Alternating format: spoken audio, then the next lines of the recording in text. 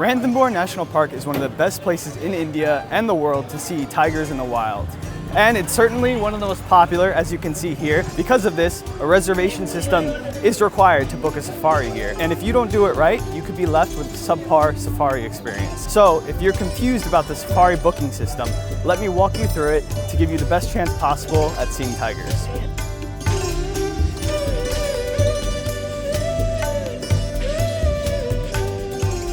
So whether you're planning this trip months in advance or you're more of a spontaneous traveler like I am, I want to give you the best chance to book a safari that is going to sight you tigers. And there's so much information online, it gets a bit confusing. So I want to break it down and just give you the best way to book a safari in the best zone, so you're not left with a bad safari where you're just going to see grass. So there are many different options when you're looking at safari bookings here in Ranthambore, and I think the first thing is the vehicle that you're going to be safarying in. There's a Gypsy, which is a small SUV truck, 6-seater, and there's a Canter, which is a 20-seater big truck. The better option for safari is definitely going to be a Gypsy. It's a smaller car that can get more places.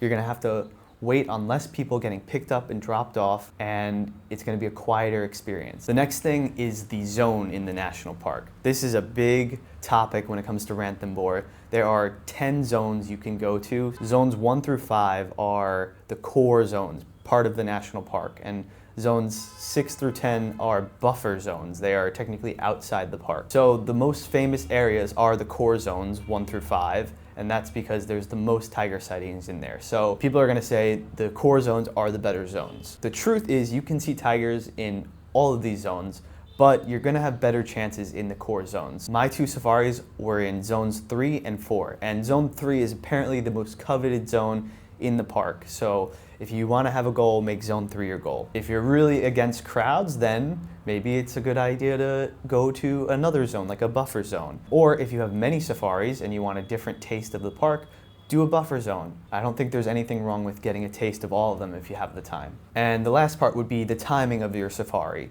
Morning versus evening. Firstly, it depends on the season. The best tiger sightings do happen in the summer, which are going to be from March until the park closes, which is end of June, start of July it closes. The winter, you could still see tigers because this is a great place. I'm here in the winter right now, but I would recommend if you only can choose one time of the day, I would do afternoon safari. If you have both the morning and the afternoon, great, book both, but I would rather have 2 afternoon safaris than 1 morning and 1 afternoon safari, because the morning safari, while yes, you can still see tiger, it's going to be colder and foggy in this region. It gets foggy in the morning, so I think the cold will make the tigers a bit more inactive. Not saying you still can't see them, but I would rather have the evening when it's warmer and when they're more active closer to sunset. But for the summer months, the morning and the evening are probably both great. The morning's probably better because it's a bit cooler, honestly.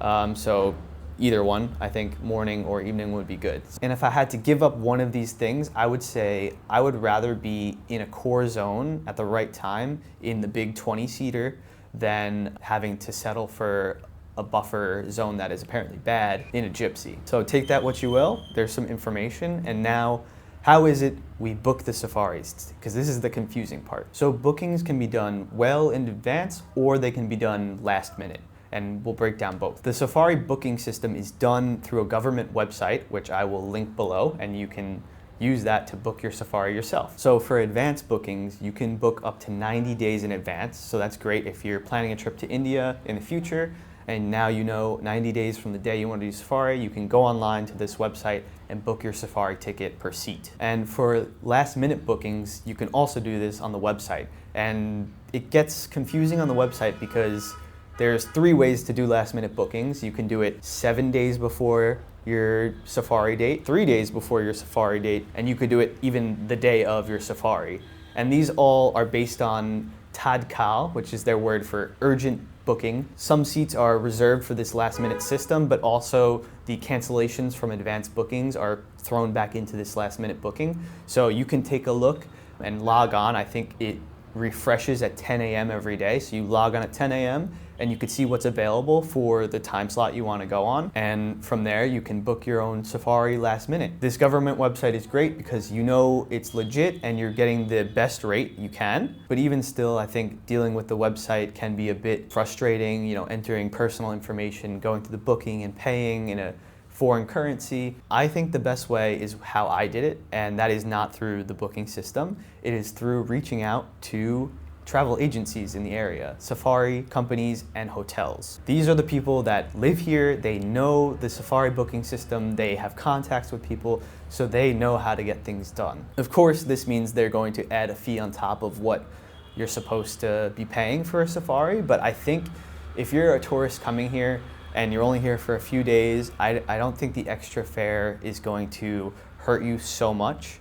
I think it's worth it, the convenience you're paying for, to know that a safari is being booked for you. So my advice and what I did is reached out to my hotel and I reached out to some reputable safari companies, and from there they were able to book my safari, and voila. Definitely try for the online booking if you want to, but I will also put the WhatsApp information of the 2 safari companies that I booked through, and you can talk to them yourself, and I can confirm to you that these people are legit because, well, I did my safaris through them. As for the pricing, you're gonna get the better deal if you book it yourself on the website. As of February 2026, the price for a Gypsy seat, I think on the website, is around 3,500, something like that. I did it through the safari agencies and I had to pay 6,000 per seat. It definitely is a bit more expensive, but I've also heard people paying 8,000 per seat and more. So I think if you're in the range of 5,000 to 6,000 or 5,000 to 7,000 even, I think that's okay to pay for the convenience of someone doing the whole thing for you. So that's just the prices from what I've experienced. So to give you a ballpark figure to know if you're getting ripped off, but when you're reaching out to people, if you do go that route, just compare prices so you know you're not getting ripped off, basically. And one last thing to note, which is very weird. Apparently, there's a new rule in Ranthambore. You are not allowed to take any pictures with mobile cell phones. Yes, your iPhone, your Android, you can't take it out to take even one picture when you're in the park. This was strictly enforced on this first safari. I'm pretty sure it will be enforced on the second safari. And it's even weirder because any other camera is allowed. You want to take your big DSLR?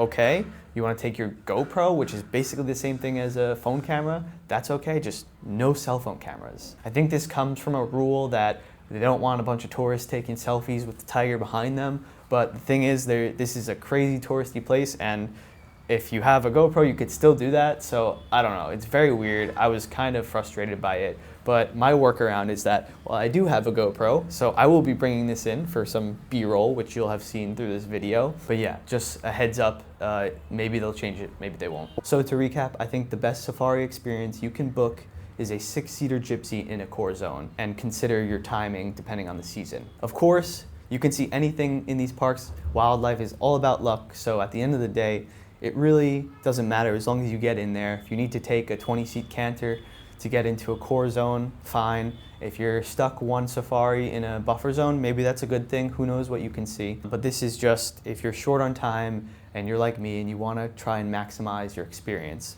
But either way, I think Ranthambore is a great place. If you're traveling North India and on this golden triangle, it's really not too far from Jaipur. I came from Agra, so it's really a good stop to add to your experience. And yeah, I hope you found this information helpful. I'm probably missing stuff because I'm not an expert and I'm just kind of sharing what I've learned. But yeah, put in the comments if you have any more questions or any more tips, I can pin them. And yeah, thanks for watching. I will be going to Jaipur next, and if you're interested in leopard safaris in Jaipur, I think that sounds pretty cool. Definitely watch the next India video. All right, see you then.